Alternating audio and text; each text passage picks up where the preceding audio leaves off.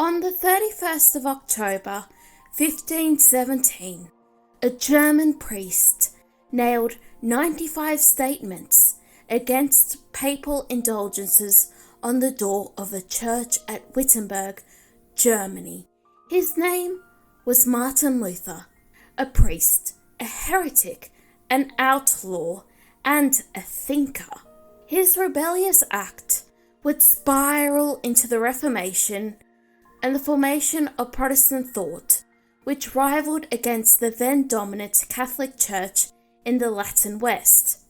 The 16th to 18th centuries would see the brutal wars of religion and the mass persecution of Catholics and Protestants alike. This turmoil would shape Europe forever. Luther himself wrote many great works of philosophy and is responsible for the growth of Lutheranism.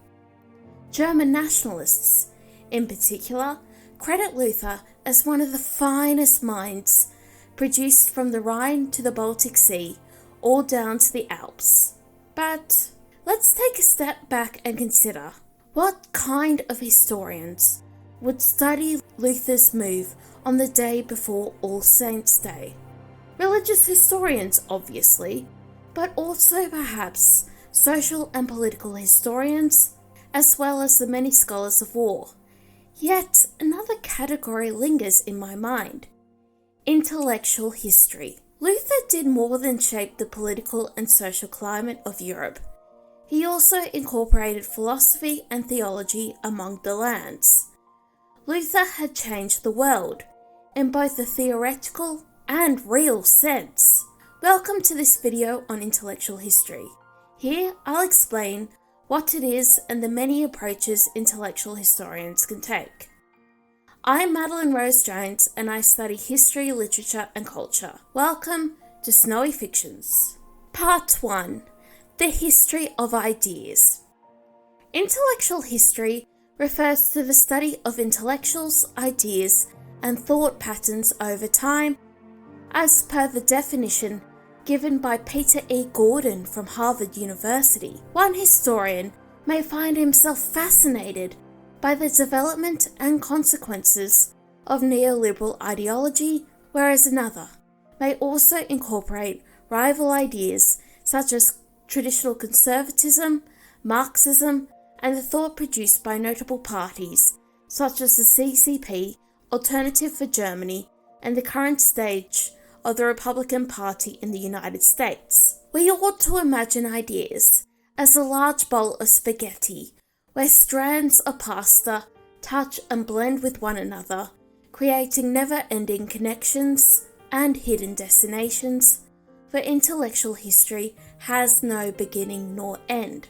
We, as men and women of the 21st century, have inherited the ideas of the past, and we will develop those thoughts further, for better or for evil.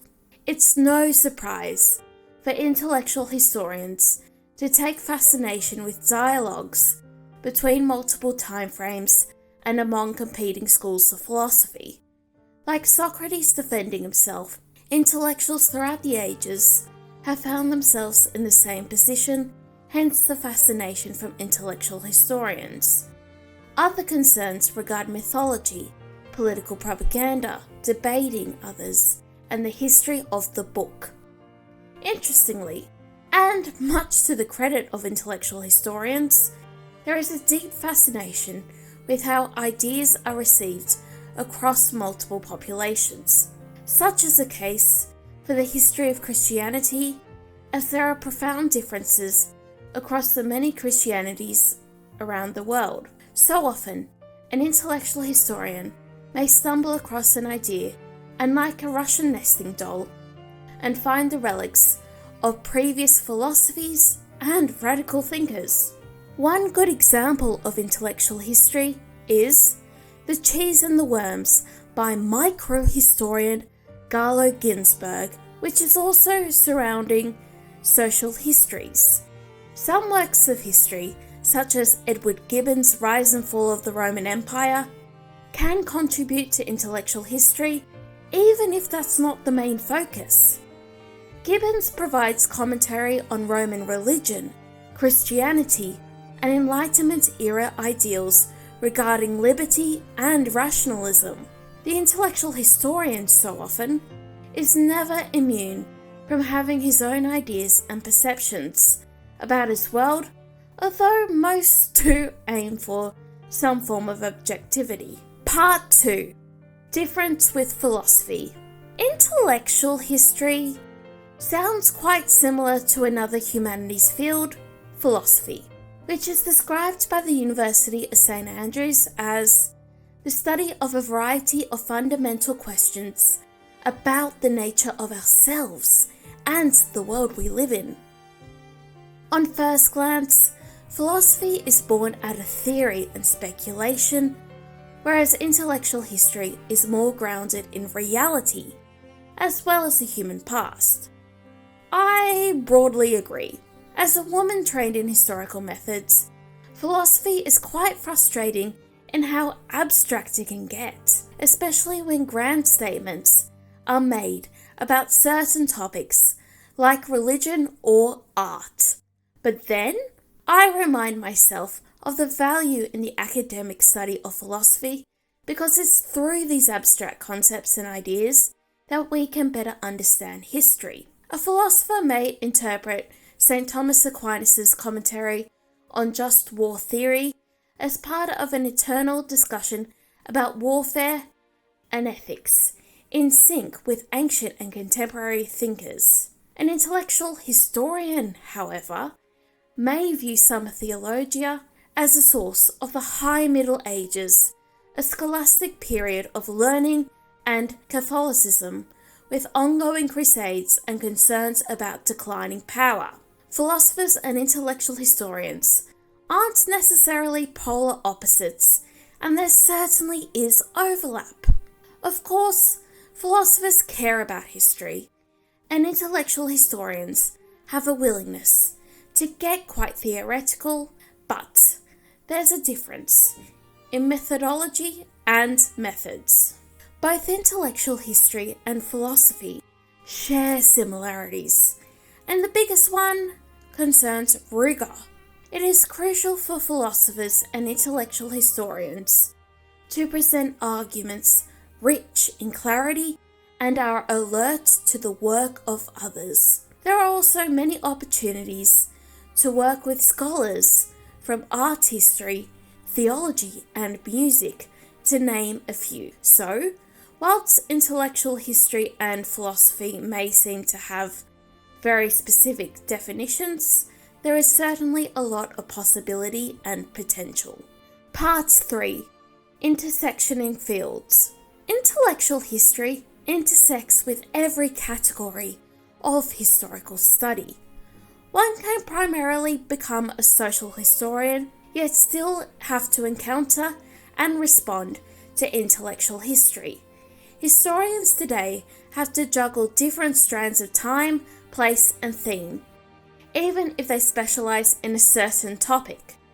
No contemporary historian can truly understand intellectual history isolated from other fields like cultural history, for ideas are formed throughout time and in response to events and personalities.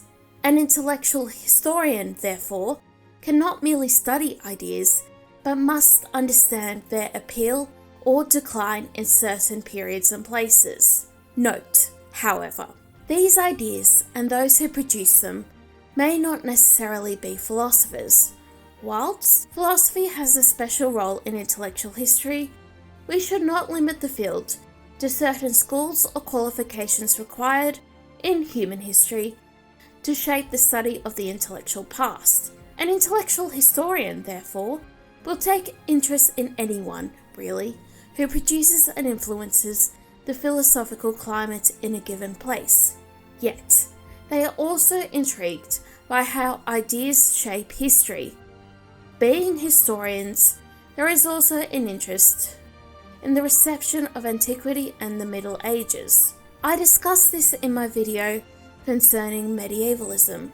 Reception or reception studies are fascinated by the legacy and impact of previous civilizations and cultures in a given time period. We can observe the reception of antiquity in the Christian writer Boethius from the 6th century AD, who incorporated aspects of Roman religion and philosophy into his thinking. His concept of the Wheel of Fortune mirrors that of Fortuna, a goddess of fortune and the personification of luck in the pre-Constantine Roman Empire. This is just one example of many. Intellectual historians, therefore, must resist viewing their given period as a silo in time, isolated from everything else. The study of history is driven by cause and effect, interconnectivity, different strands coming together, then being ripped apart. Of course, certain strands of history lend themselves very well to the history of ideas. Broadly speaking, these include religious history, the history of science, technology and medicine, art history, economic thought, and of course, political history. An intellectual historian will do more than muse about philosophy or reading treatises. It's not so uncommon for intellectual historians to incorporate methods involving archives, statistics, oral history, and paleography. Typically, an intellectual historian has an undergraduate training in historical research and primary sources, which helps contextualize his or her research in the wider history-based landscape. Part 4. Sources.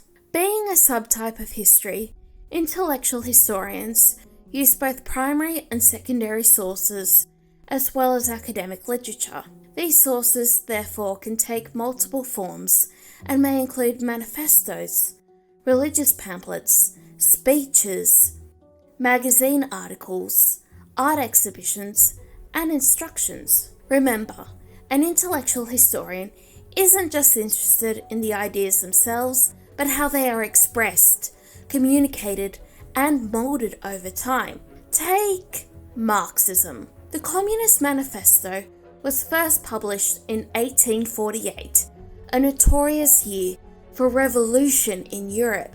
Decades later, and a few years following the Russian Civil War, the Soviet Union was formed with her guiding ideology being Marxism-Leninism and atheism being the preferred religion.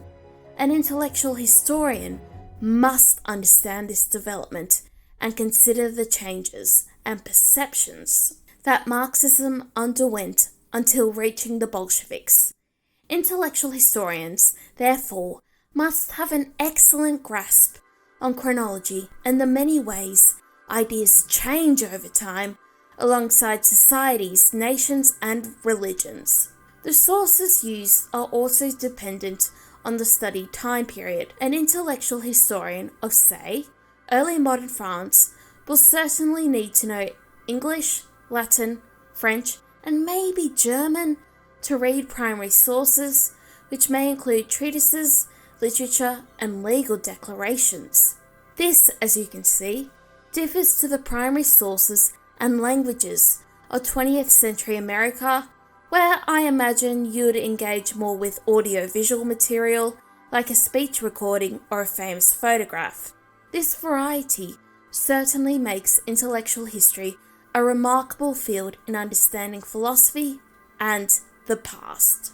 Conclusion. Intellectual history is an exciting part of the study of history, but it is a wide field. This video was a mere introduction, and there is certainly more to discuss. But back to you. Who are your favourite philosophers, and what eras of history fascinate you? Comment below. I'd love to read your thoughts, and if you'd like, subscribe for frequent videos about history, literature, and culture. I also have SKILLSHARE classes on creative writing and a mailing list, linked below. Thanks for watching, and I will see you soon.